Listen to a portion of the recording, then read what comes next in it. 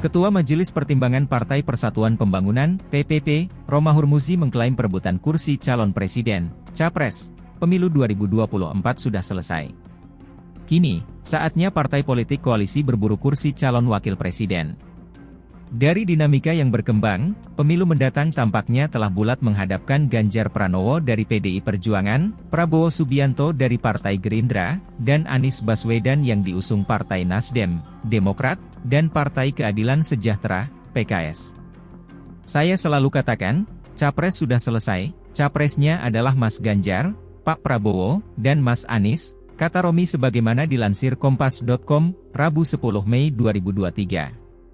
Sejumlah nama cawapres saat ini tengah digadang-gadang untuk mendampingi 3 nama capres paling populer saat ini. Ada Ketua Umum Partai Demokrat Agus Harimurti Yudhoyono, AHY, yang sejak lama santer diisukan menjadi cawapres Anies Baswedan. Begitu pula nama Ketua Umum Partai Kebangkitan Bangsa, PKB, Muhaimin Iskandar juga masuk dalam bursa cawapres Prabowo. Namun, akhir-akhir ini menguat nama Ketua Umum Partai Golkar Airlangga Hartarto sebagai cawapres buat Ketua Umum Partai Gerindra itu. Disampaikan langsung oleh Pak Nusron Wahid, Ketua DPP Partai Golkar, bahwa target keduanya Pak Airlangga menjadi calon wakil presiden, ujar Romi. Sampai saat ini pembicaraan yang paling serius dengan Pak Prabowo, jadi Prabowo Airlangga. Tapi ini akan berhadapan dengan Prabowo Muhaimin karena sama-sama bertarget menjadi cawapres, tuturnya. Romi pun mengungkap, Presiden Joko Widodo sedianya ingin agar kontestasi pemilu 2024 berlangsung mudah dan murah. Oleh karenanya, diharapkan hanya ada 2 pasang capres. Pasalnya, jika calon presiden dan wakil presiden lebih dari 2 pasang, besar kemungkinan pemilu digelar 2 putaran. Selain mahal dan prosesnya panjang, dikhawatirkan pemilu 2 putaran akan menimbulkan keterbelahan yang lebih besar di masyarakat. Kalau 2 paslon ini kan masyarakat tidak berlama-lama terbelah. Tapi kalau 3 paslon ini kan yang pertama belahan jadi 3. Kemudian nanti belahan yang kalah dan tidak masuk ronde final dia akan terbelah lagi entah menjadi 2 atau mungkin 1 kelompok, tutur Romi.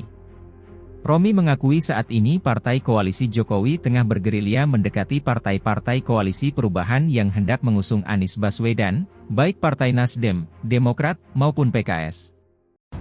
Ketua Dewan Kehormatan Partai Golkar Luhut Binsar Panjaitan misalnya, belakangan berkomunikasi dengan Ketua Umum Partai Nasdem Surya Paloh.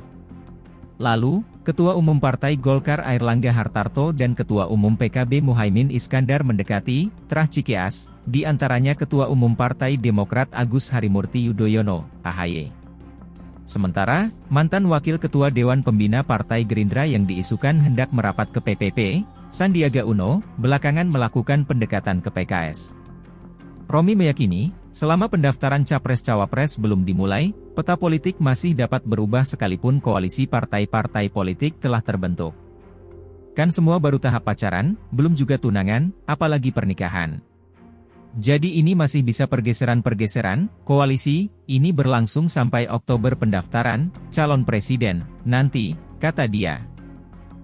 Halo, selamat berjumpa dengan saya Anika, pembaca berita podcastnews.id. Saksikan terus konten-konten menarik dari kami. Jangan lupa subscribe, like, dan komen. Terima kasih.